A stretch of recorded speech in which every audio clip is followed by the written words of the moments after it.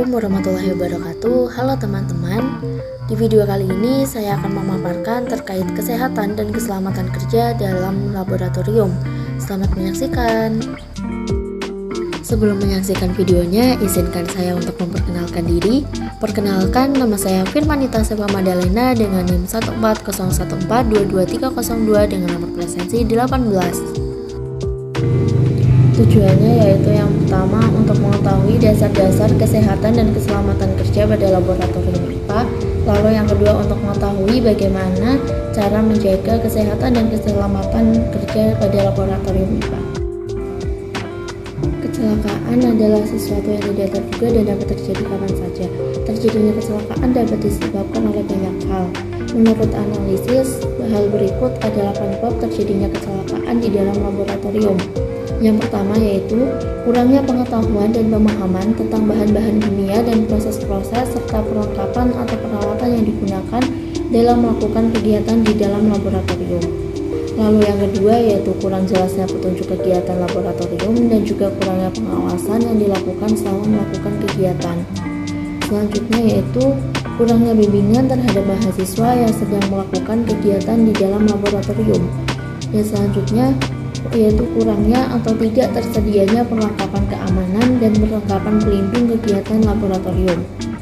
Lalu kurang atau tidak mengikuti petunjuk dan aturan-aturan yang semestinya harus ditaati oleh pengguna laboratorium. Ada beberapa kecelakaan yang sering terjadi di laboratorium, yaitu yang pertama kecelakaan yang menimbulkan luka bakar, yang kedua luka karena benda tajam dan benda tumpul, dan yang ketiga cedera pada mata seperti kelilipan yang disebabkan oleh benda kecil yang masuk mata, lalu luka di mata, luka kelopak mata, dan tersedia bahan kimia. Dan yang terakhir yaitu keracunan.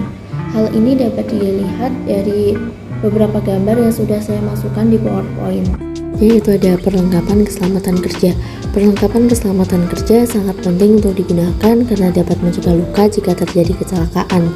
Perlengkapan yang digunakan yaitu ada jas laboratorium yang digunakan untuk mencegah pakaian kotor, lalu ada pelindung lengan, tangan, dan jari untuk melindungi dari panas, bahan kimia, dan bahaya lain. Lalu ada pelindung mata yang digunakan untuk mencegah mata dari percikan bahan kimia, dan ada respirator dan lemari uap. Lalu ada sepatu pengaman yang digunakan untuk menghindari luka dari pecahan kaca dan tertimpanya kaki oleh benda-benda berat. Lalu yang terakhir ada layar pelindung digunakan untuk kita jika kita ragu akan terjadinya ledakan dari bahan kimia dan alat-alat praktikum. Dalam memadamkan api, itu ada beberapa jenis alat pemadam yang dapat kita gunakan, yaitu yang pertama ada pemadam kebakaran jenis air. Pemadam kebakaran jenis air ini bekerja atas dasar pendinginan. Suhu benda yang terbakar dapat diturunkan. Bentuk yang sederhana dari pemadam kebakaran jenis air ini adalah air yang disiramkan dengan menggunakan ember. Selanjutnya yaitu ada kebakaran jenis karbon dioksida. Pemadam kebakaran jenis ini bekerja untuk mengurangi persediaan oksigen karena massa jenis gas karbon dioksida lebih besar daripada massa jenis udara. Maka gas ini dapat membentuk suatu selimut yang mencegah bahan berhubungan dengan udara atau oksigen. Selanjutnya yaitu pemadam kebakaran jenis busa. Alat pemadam kebakaran ini mengandung larutan bahan-bahan yang bila bercampur atau bereaksi dapat menimbulkan busa.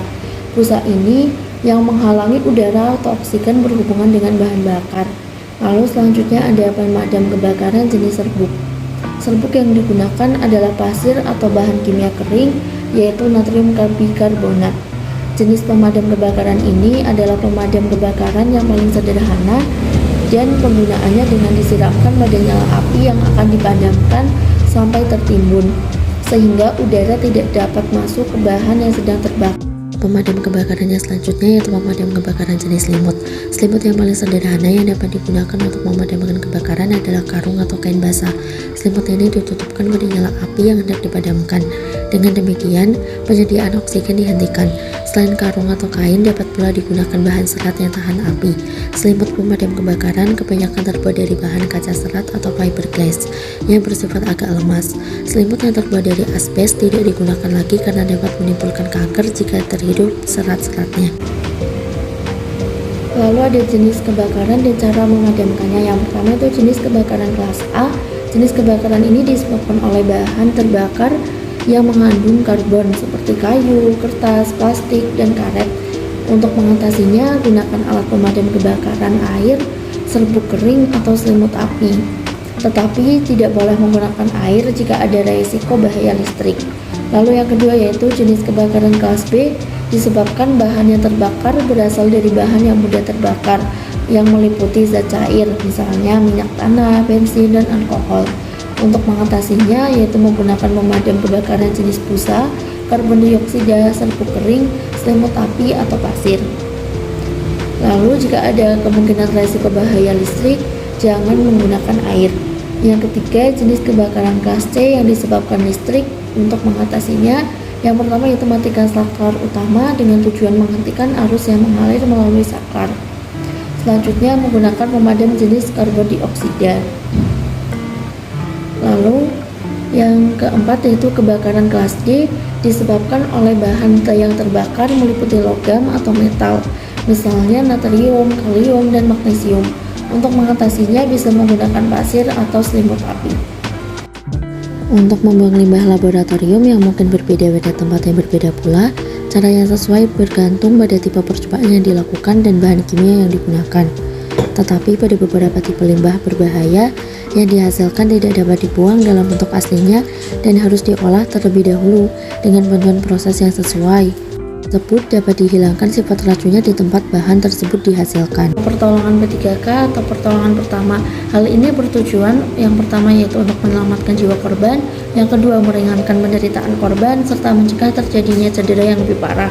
Lalu yang ketiga yaitu mempertahankan daya tahan korban sampai pertolongan yang lebih pasti dapat diberikan. Melepas perhiasan dan aksesoris sebelum masuk lab. Memakai sepatu tertutup. Menggunakan jas lab berlengan panjang dan dikancing.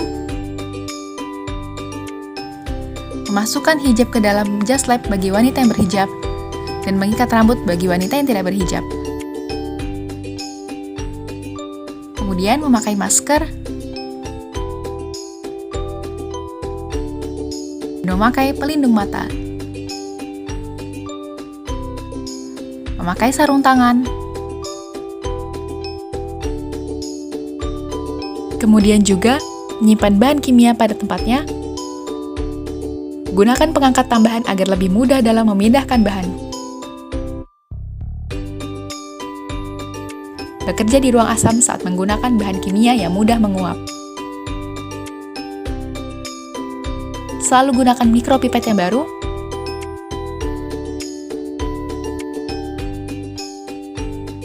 Membuang limbah sesuai dengan jenisnya. Tidak makan atau minum ketika berada di laboratorium. Membersihkan alat yang sudah selesai digunakan. Tidak menggunakan kosmetik di laboratorium. Tidak merokok di laboratorium. Dan mencuci tangan setelah selesai praktikum. Kadang-kadang, kecelakaan dapat terjadi saat bekerja. Oleh karena itu, kotak P3K harus selalu tersedia di lab. Jika terkena tumpahan bahan kimia, segeralah ke emergency shower dan cucilah badan Anda selama kurang lebih 15 menit. Jika mata terkena bahan kimia, segera bersihkan dengan e-wash dan periksakan ke dokter. Dan jangan lupa setiap kejadian kecelakaan harus dilaporkan ke petugas laboratorium. Saat ada keadaan emergensi di lab, misalnya kebakaran, maka Anda harus segera melapor ke petugas laboratorium. Kemudian, alarm akan berbunyi. Jangan gunakan lift saat emergensi. Ikuti arahan fire warden, mengikuti jalur evakuasi. Hubungi petugas PLK atau pengamanan lingkungan kampus dari tempat yang aman. Untuk memadamkan api, gunakan apar terdekat dengan menggunakan prinsip PASS, yaitu pull, tarik pin penyangga, aim, arahkan pada dasar api, squeeze, semprotkan ke bagian api, dan swap, padamkan dari satu sisi ke sisi lainnya. Jika terjadi gempa, hal yang harus Anda lakukan adalah matikan alat laboratorium yang sedang digunakan. Tinggalkan laboratorium dan tutup pintu. Ikuti jalur evakuasi dan berkumpul di assembly point, serta jangan kembali ke dalam ruangan dan tunggu sampai keadaan aman.